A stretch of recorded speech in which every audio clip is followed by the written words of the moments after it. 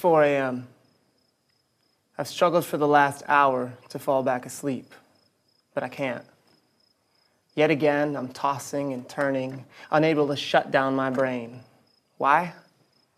Because I'm stressed. I'm stressed about my students. I'm so stressed that the only thing I can think to do is to take my thoughts and write them down tonight and vow to myself that tomorrow I'm going to tell students the truth, the real truth I've been needing to say. This is what students really need to hear.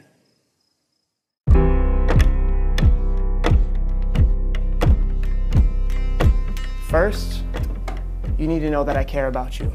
In fact, I may care about you more than you care about yourself. And I care about you more than your grades and your test scores, more than your GPAs and your SATs, more than the state-required benchmark minimum that tells me how much I'm supposed to care. I care about you as a person. And because I care, I need to be honest with you. Do I have your permission to be honest both in what I say and how I say it? Here's the thing. Teachers lose sleep because of you every week. But before I tell you why, there's something you need to understand about school. You see, academic learning is not the main event of school. It never has been, and it probably never will be.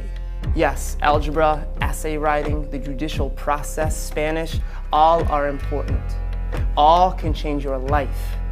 They are events, but they are not the main event.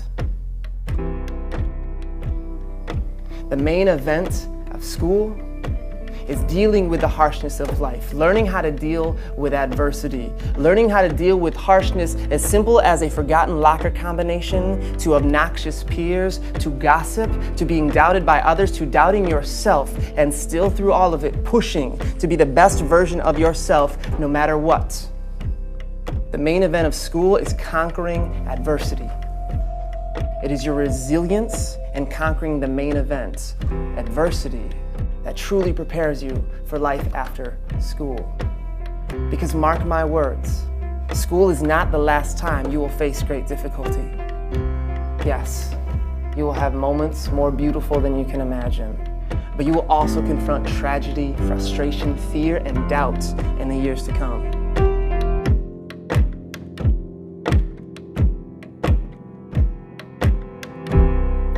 You shouldn't be worried about the fact that you will face great adversities.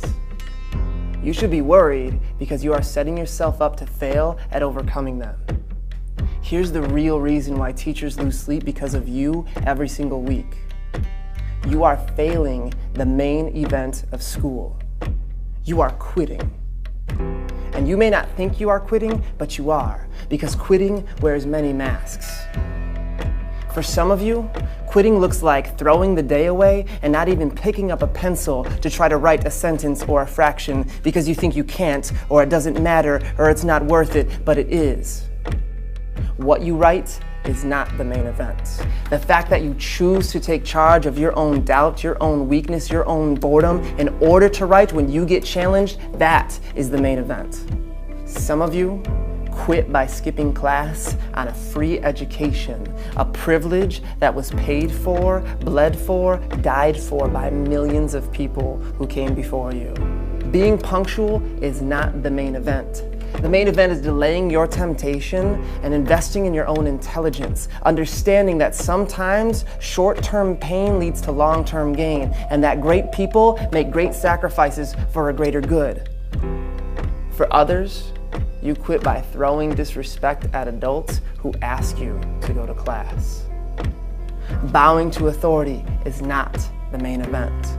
The main event is learning how to problem solve maturely, not letting your judgment be tainted by the stains of emotion. It's having grace and tact when every fiber of your being wants to hit or scream or run away. I see some of you quit by not taking opportunities, chances after chances after chances to pass a class. The main event is not having some letter, some number tell you that you are worthy. The main event is pulling your crap together and making hard choices and hard sacrifices even when it seems impossible.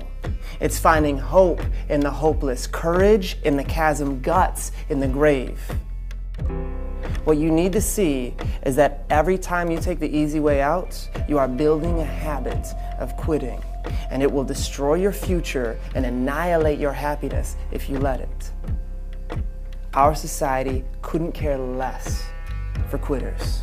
Life will leave you sad, depressed, and poor if you can't courage up and learn how to deal with hardship.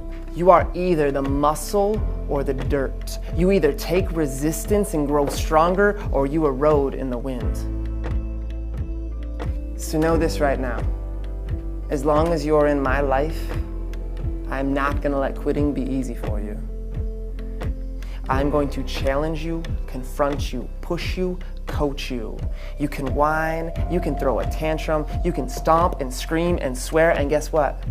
Tomorrow, I'll be right here, smiling and patient, waiting for you to give you a fresh start, because you are worth it. So do yourself a favor, courage up.